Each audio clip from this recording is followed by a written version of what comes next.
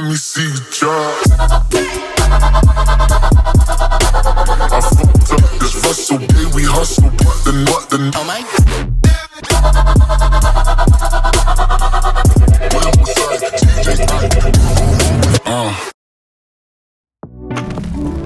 Ayo, what's going on everyone? Nathan here. So just about 3 weeks ago, I picked myself up a pair of the AirPods Max. Now I know that these are a little outdated, but for a pair of headphones that cost between $475 on Amazon and $550 on Apple's website, these must still be worth the money, right? Well, I hate to say it, but unfortunately after testing these out for the past couple weeks, I have decided that I'm gonna be returning these. And if you're in the same boat as I am looking to pick yourself up a pair, then you might be 3 years too late with these, especially in 2023.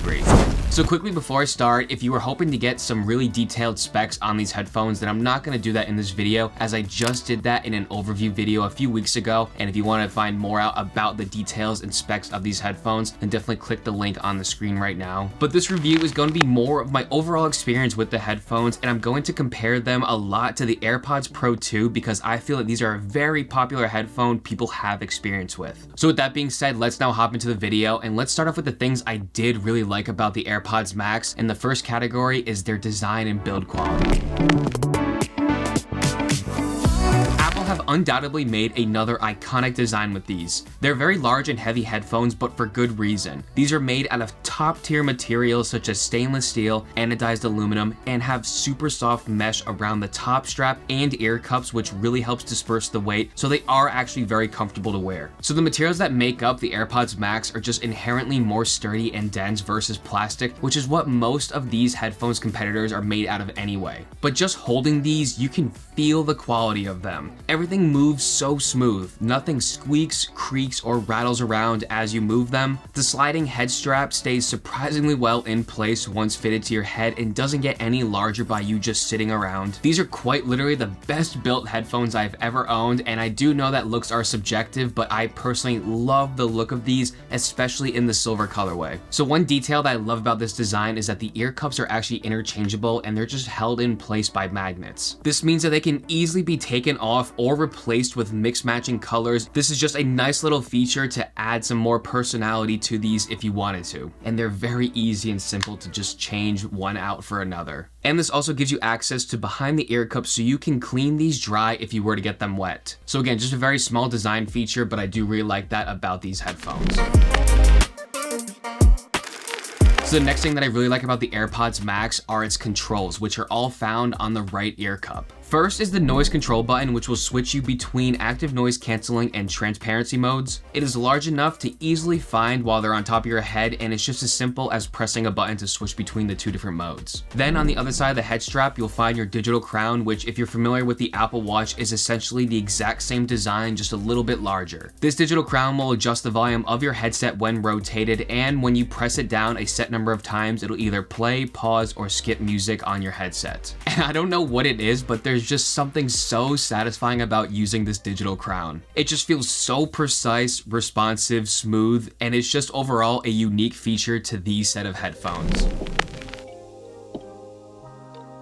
So my next like with these headphones is the H1 chip that Apple has inside of them. This chip is what gives the AirPods Max that seamless transition from one Apple device to another. The convenience this chip brings the AirPods Max is so awesome, and it's what makes these headphones some of the best if you're deep in the Apple ecosystem. So unfortunately, these don't have the H2 chip, which is now found in the AirPods Pro 2. So technically the chip inside of this is outdated for 2023, but this does bring me to my next point that I do like about these, and that's their active noise canceling and transparency modes.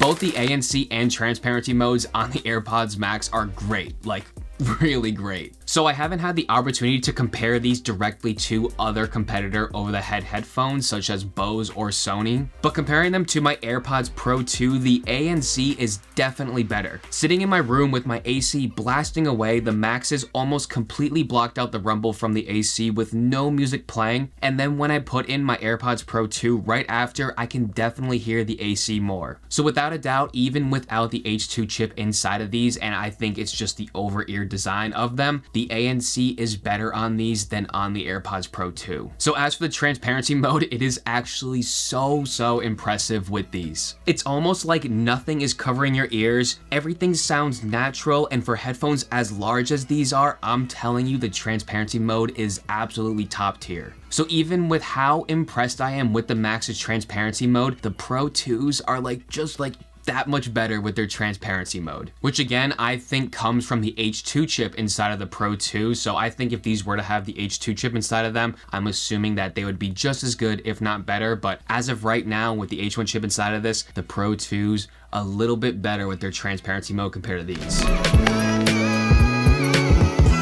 So the last thing that I really like about the AirPods Maxes is its sound quality. They do sound really good, and I would say a little more full compared to the AirPods Pro 2. They definitely get louder, and with just the inherent design of the over-the-ear headphones, the soundstage sounds a little wider. And with much larger drivers inside, I would hope this is the case. It's got punchier bass, clear mids and highs, and just overall a sound that will please most people out there, especially if you're into pop, rap, or EDM music. So while I really do enjoy the sound of the Maxes, there's just no way that they sound twice as good as the AirPod Pros 2, and this is gonna bring me to now my dislikes of these headphones.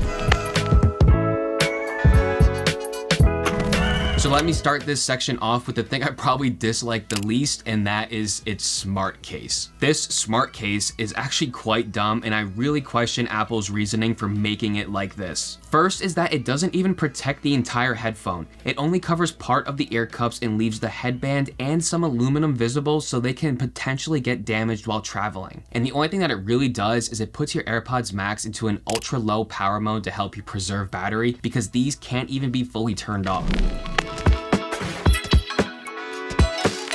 So another thing that I don't like about these headphones is just how big they actually are. They're just so large and heavy that they're actually annoying to travel with, no thanks to the smart case. There is no collapsing or folding mechanism to reduce the overall footprint, and they take up a lot of room in any bag you put them in. It's genuinely an inconvenience to bring these around with me, and I just can't find myself choosing to take these over my AirPods Pro 2, which really does defeat the whole purpose of them, which is to use them and to listen to music to them.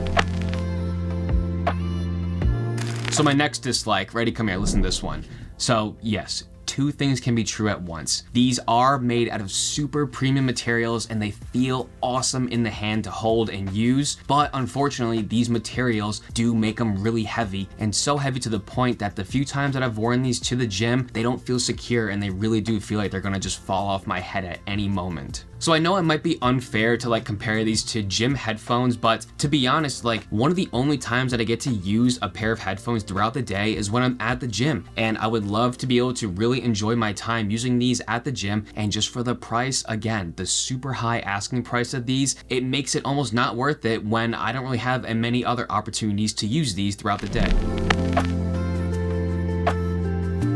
So related to the gym, the next thing I don't like about these is that they're not water resistant, or at least don't have an official certification. So this actually makes me very hesitant to even bring these with me to the gym, because the few times that I did, the ear cups would just soak up all the sweat from my head because they're this mesh material. So this combined with the no water certification makes me just very nervous that these will break. It would just be nice to have this certification on your headphones, especially for the price.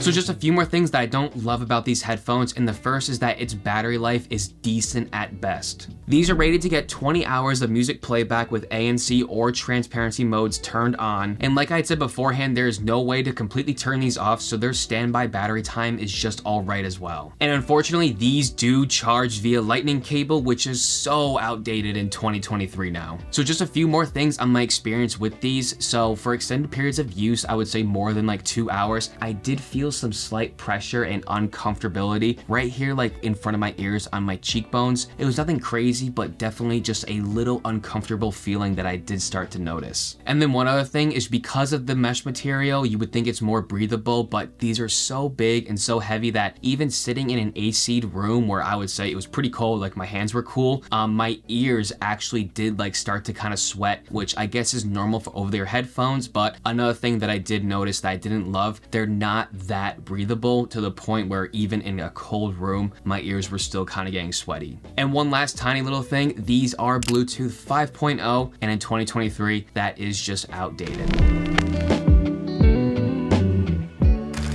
There's so many headphones on the market today that do just as much, if not more, for way less money, minus the build quality, I would say, and just minus the Apple aesthetic of these. And for me personally, I prefer to use my AirPods Pro 2 more often in more scenarios than my AirPods Maxes. And for literally less than half the price, I just can't justify owning these, especially in 2023 when these are now very outdated and by no means perfect headphones. And the only areas where these do slightly exceed over the Pro 2s, it's so marginal that it just doesn't really matter on a day-to-day use. And for all the reasons why I went over in this video, that is why I'm gonna be returning these after just 3 weeks of owning them. So while I really do like specific things with these, such as the build quality, the design, the look, the feel of them, if you're looking to pick these up in 2023, then you're probably 3 years too late for this one and its smart case. So